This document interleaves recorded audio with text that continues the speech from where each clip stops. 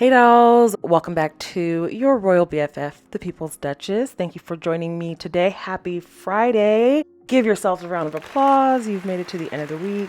It is no small feat to make it to Friday, and that's quite the accomplishment, especially if you're Will and Khate. If you are Will and Khate and you've made it to Friday, congratulations. You've earned another luxurious 3-month vacation. Obviously, I'm being a little bit facetious here, but things have gotten a little spicy for the pepper, for the gold-plated couple. I guess William and Kate's days of believing that just being alive is enough, their days of showing up, mostly drunk, and waving their hands would somehow be enough to get little Timmy a new lung. Even the most delusional of royalists has come to the conclusion that they are not worth the money. Now, the royal press definitely talked them up a whole lot these last several years. They wanted the public to like them and accept them and continue funding them. But despite all of their efforts, the two of them themselves cannot force the interaction. Their chemistry is so off and cold. And I guess up until now, it has seemed quite normal. They don't necessarily want to hear her. They just want to see her. And up until 2017, that was perfectly fine with Khate. I think she's buckling a bit under the pressure of her mistakes, perfectionism. She's constantly compared to Meghan at her own doing. Mind you, she could have had Meghan as an ally. She declined that. The comparisons and the fact that she doesn't and hasn't ever really wanted to do this. This was a reaction to Meghan coming on the scene. She was supposed to be chilling. Mistakes that they've made over the years, the Franken-Photo gate, issues William's having with his reputation, the very embarrassing instances of being called out on racism, the Rose Hanbury affair, all of those things are really starting to get under her skin, and that's very unfortunate. I don't wish poor mental health on anyone, but if anyone has brought this upon themselves, and I hate to say that, but it's the stark truth, she has done more cumulative evil than I have ever seen from any Disney villain ever. And I'm not gloating over that. I don't wish anyone to separate. They have children. Children need two healthy, happy parents. Underscore an emphasis on happy. I don't wish that they were fighting or on the brink of divorce. I hope families always stay together, including theirs. But it's impossible to ignore the signs, especially if you have been in a relationship, which a lot of us have. A lot of us have been married. A lot of us have been in long-term relationships and can see the signs. It's unfortunate, but here we are.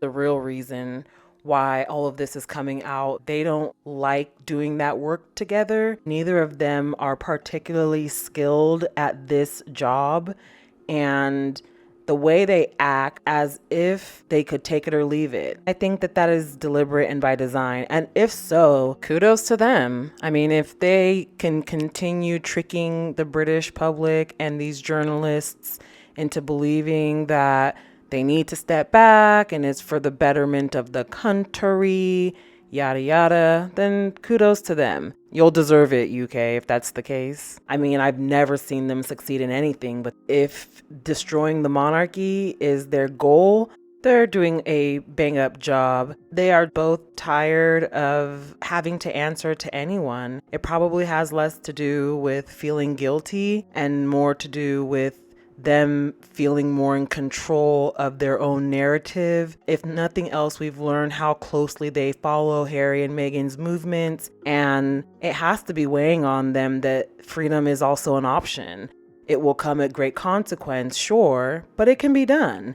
And in the modern era, you're not just going to be exiled like King Edward. You could actually live a much better life. They're probably looking at Harry and Meghan and going, okay, well, if they can succeed, if they didn't fold, if they didn't break, we have way more resources. What are the odds that we could just pack up and head out like thieves in the night and not tell anyone anything? Like, they have to be weighing these options as well. Not literally pack up and leave, but like figuratively just quit. They are quiet quitting their jobs. I wish that they'd be more transparent about it, especially since they're public figures funded from the public purse. They owe it to their subjects, at the very minimum, to be honest about the fact that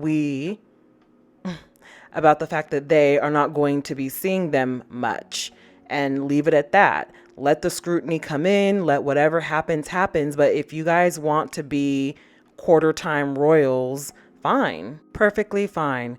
But collect a salary that's commiserate to that and stop with all the fakery. A lot of people see through that. People that are not involved in those royal stories at all see something like that and they say, ugh, this looks very awkward. So it is very telling that Kate Middleton cannot handle the scrutiny. There's a lot of articles that have been published as of late. These two are not pulling their weight. They're using her illness as an excuse for both of them to be on what I would call estranged royal at this point. It's not even a matter of part-time royals. They're not doing 50-50. This is estranged. The vacations every couple of weeks, a new home every 3 to 5 business years. It's just not sitting well with a lot of people. And unfortunately for Will and Kate, those people now include the Royal Rota, which they really do still need to stay on top of public opinion. Before we start creator credit time, thanks to Zandy Sussex for putting this montage together. To me, this is all about this new property, this new forever home for Kate and William. Is Kate going to be sent away a la Miss Havisham to spend the rest of her days away from public eyes in dusty old ballrooms? Obviously, all the bills are paid, so that's not bad. So William can get on with his new life. I don't know. Kate Middleton struggling behind closed door. Prince William's wife, yeah, we know she is, unofficially steps back from duties. Oh my God, how many times have we heard that? It literally winds me off the clock. What duties did she ever do? Even pre the illness, she was known as Lazy Katie, right? After rough return to royal life following the C card battle, and that C card is being produced again and again and again to explain why Kate and William don't want to work. I wonder if they'd accept that down the job centre. I don't think they would. So clearly they need the Rota to be on their side. They need to court the Rota. They need to swallow any sense of ego and pride. They need to swallow the little bit of self-respect they have left and do what they need to do. Okay, crawl right into bed with them. Either you play ball or they will continue to make sure people think the worst of you. Ain't no fun when the rabbit's got the gun, eh? And I don't think that people expect you to do everything everywhere all at once, but clearly this once in a blue moon phase is not rubbing people the right way.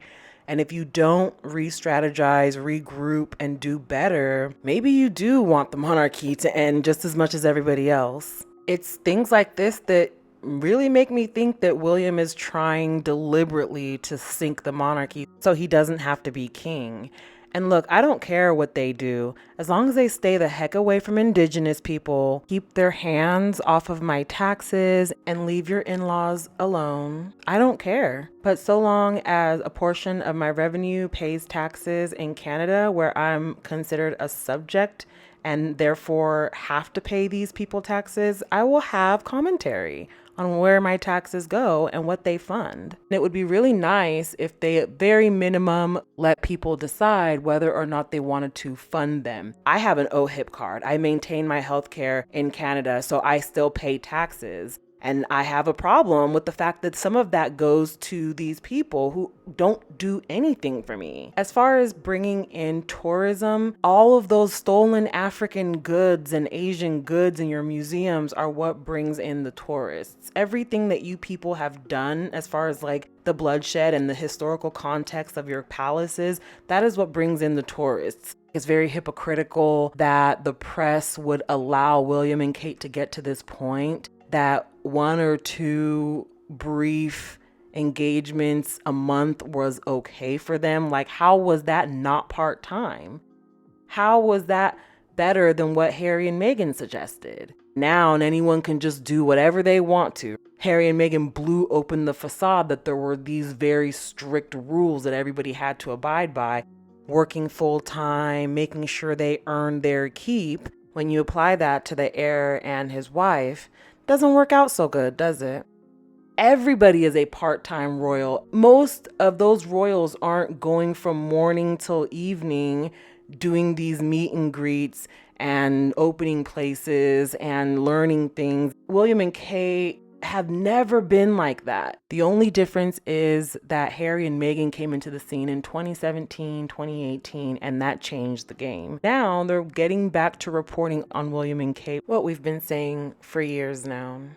These two do not like to do anything. They are, in fact, part-time royals. They've never done those kinds of very rigorous schedules for any given length of time, ever. So it's just odd to me that anyone expects them to pick up any of the slack. They didn't push out Harry and Meghan because they wanted all the work for themselves. They pushed out Harry and Meghan because they wanted all of the shine. And they got it. But be careful what you wish for, right? This is not good so far. It's been one blunder after the other. The word incompetence has been used far too much for comfort. If you're okay with remote royals, work from home royals, then by all means, bow and scrape to your phone or laptop, whatever the case may be, when you do see William. But if that were me, I would want a little bit more than that. I would want a head of state who did more than wake up every afternoon, look around and say, well, let him eat fake. So it'll be really interesting to see the story develop, see which ill-fated decision they make next. It's also very evident that ChatGPT seems to be running their operations now. And while ChatGPT is an interesting tool, it shouldn't be the head of office in any office. I don't know whether Kensington and Buckingham Palace are aware of that, but yeah, just an FYI, guys. It's a tool.